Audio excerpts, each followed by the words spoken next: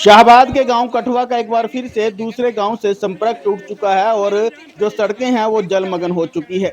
और ये पहली बार नहीं है, हर वर्ष का काम है जब इस प्रकार की परेशानियों का सामना गांव कठुआ सहित 2 से 3 गांव वासियों को करना पड़ता है। नमस्कार, आप देख रहे हैं गोल्डन किरण न्यूज और मैं विक्रम सिंह।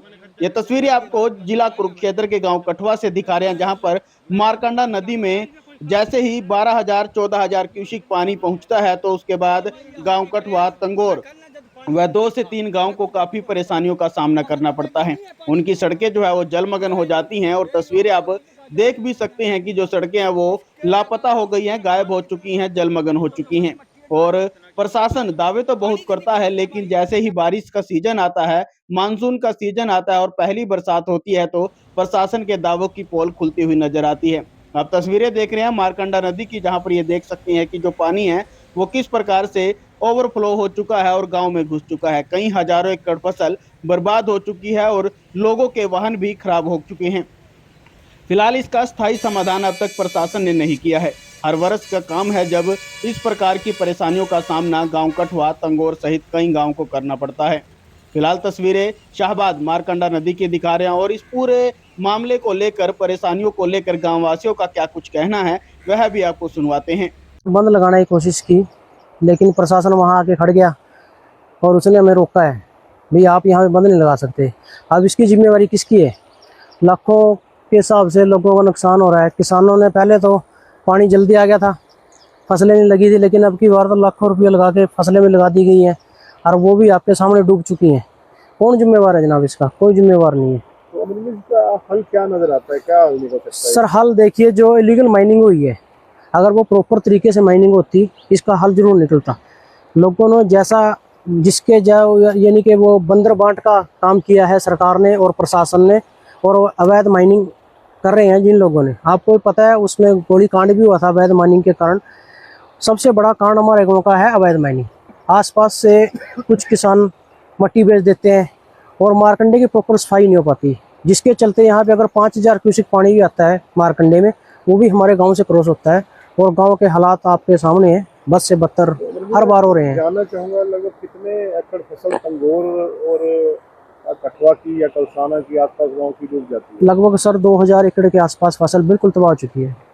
तो जैसे कि आप देख रहे हैं कि मैं देख रहा हूँ अभी भी नई नई ताजी ताजी फसल लगी है, तो ये सारी खत्म हो जाएगी? बिल्कुल गोल्डी जी, लास्ट टाइम तो ये था भी 20 जून को पानी आ गया था, उस टाइम तो फसल लगी नहीं थी, लेकिन अब की बार तो किसानों ने अपना खून पसीने की कमाई लगाई थी फसल पे।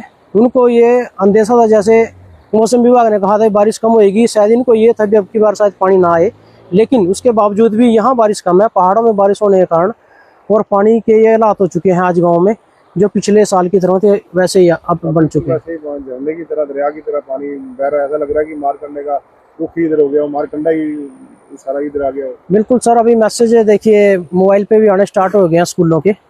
भी कठुआ गांव में ना तो बस आएगी और कठुआ गांव के सभी स्कूल के बच्चों की छुट्टी है। अच्छा जी। जी, तो अभी जब तक ये हालात रहेंगे ऐसा ही रहेगा सर, ऐसा ही रहेगा। मोटरसाइकिलें, गाड़ियाँ, अभी 2-3 डेथ भी हो रही है गांव में, रिश्तेदारों ने भी आना है। अब यहाँ से उनको ट्रैक्टर ट्रैली पे लेके जाएंगे, अगर कोई ऐसी मिसहैपनिंग हो जाती है हमारे गाँव के लिए बहुत बड़ी समस्या है। तो अमरिंदर सिंह, कहीं ना कहीं अगर बात एक इंसानी जीवन की हो रही है, उसके बाद अगर हम करें पशुओं की, पशु पालक लोग हैं, कहीं ना कहीं चारे की दिक्कत रहती होगी, बहुत ज्यादा समस्या। बिल्कुल सर, बिल्कुल आप देख ही सकते हो इस पानी में कहाँ चारा रहेगा, सब खत्म हो चुका है। यहाँ पे जो सूखा चारा था, भूस वगैरह, वो भी पानी में गड़ जाता है। इसलिए ज़्यादा प्रॉब्लम तो इन जानवरों को आती है जिन्हें सूखा चारा और हरा चारा चाहिए। किसानों का तो हम क्या कहें, उनको तो आदत पड़ चुकी है। हर साल सरकार मुआवजे के नाम पर उनको 500, 700, 1000, 2000 दे देती है, लेकिन हमारे गाँव में तो मुआवजा भी नहीं आया। लास्ट टाइम भी विधानसभा में तो कहा गया कि मुआवजा दिया गया, मुझे नहीं लगता, आप किसी भी किसान से पूछ लो यहाँ पे मुगल माजरा, कठुआ, तंगोर, किसी को मुआवजा मिला हो? कोई मुआवजा नहीं, कोई कुछ नहीं साहब। तो अमरिंदर जी, कई बार आपात स्थिति बन जाती है, लोग बीमार भी होते हैं, एम्बुलेंस भी आना जाना होता है, तो क्या सभी रास्ते बंद रह जाते हैं? सब बिल्कुल, आप चारों खाने चीत हैं जनाब। हमारा यहाँ से निकलना बिल्कुल ही वो है, खत्म है। अपनी जिम्मेवारी पे अपनी जान जोखिम में डाल के कोई कुछ मर्जी कर ले।